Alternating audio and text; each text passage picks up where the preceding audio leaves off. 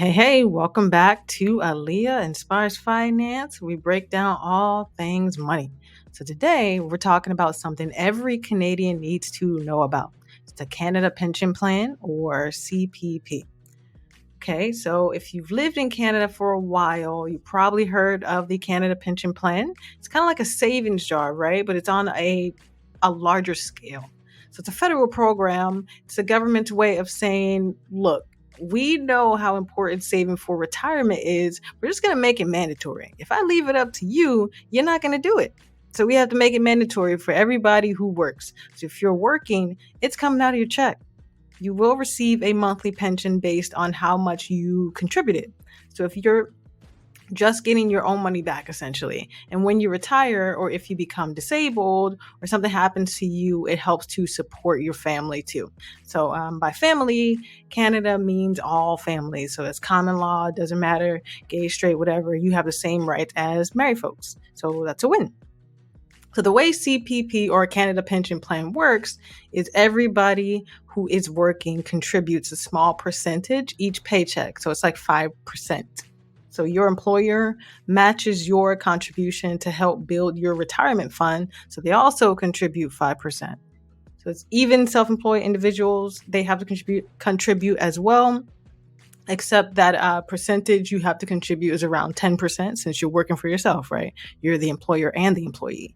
So you just kind of think of Canada Pension Plan like a cookout or a potluck, right? So everybody brings a dish. So when it's time to eat, or in this case, retire, there's enough for everybody.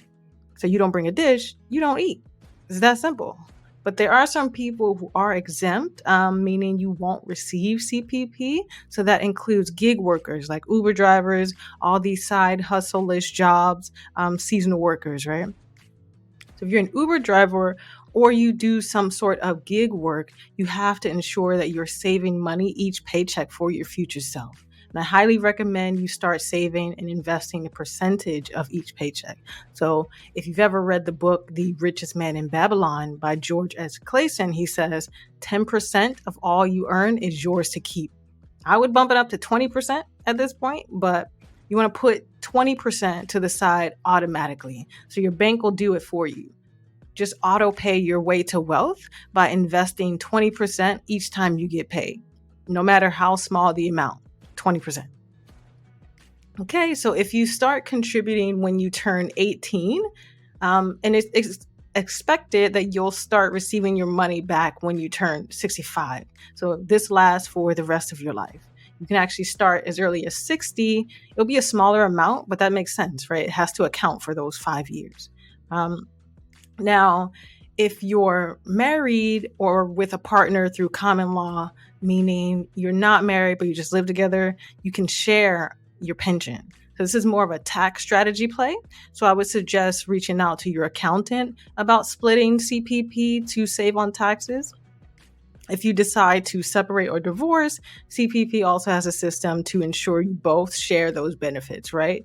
Because you were both working together and contributing together as a couple. So it's actually mandatory if you're married. CPP administration will automatically send you an application once you apply for the divorce. But if you separate from a common law relationship, you have to apply for a credit split within 4 years. But unlike old age security, you're not automatically enrolled to receive CPP or Canada Pension Plan. You have to apply for the benefits. I say apply at least 6 months before you want the benefits. And if you're curious about how much you'll receive, Service Canada actually has a web page that'll estimate how much you're likely to receive, and I'll put the link below so you can click it, find out how much you're likely to receive. Okay? So if you live in Ontario, Canada, and you want to know more about how Canada Pension Plan impacts your finances, all you have to do, book your free consultation with me. So the link is in the description wherever you're listening.